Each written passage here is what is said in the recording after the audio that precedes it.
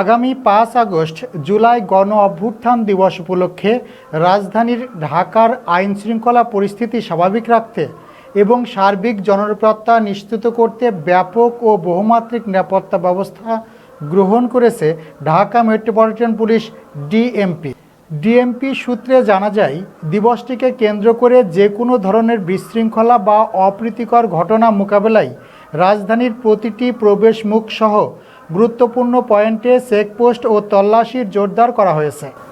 প্রধান অনুষ্ঠানস্থল এবং জুলাই স্মৃতিস্তম্ভ এলাকাকে বিশেষ নিরাপত্তা আওতায় এনে সিসিটিভি ক্যামেরা ও ড্রোনের মাধ্যমে সার্বক্ষণিক নজরদারিতে রাখা হচ্ছে।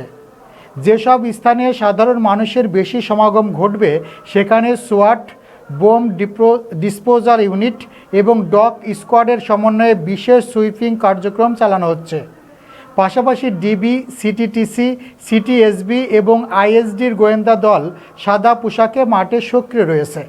জরুরি পরিস্থিতি তাৎক্ষণিকভাবে মোকাবেলা করতে প্রস্তুত রাখা হয়েছে পর্যাপ্ত সংখ্যক কুইক রেসপন্স টিম।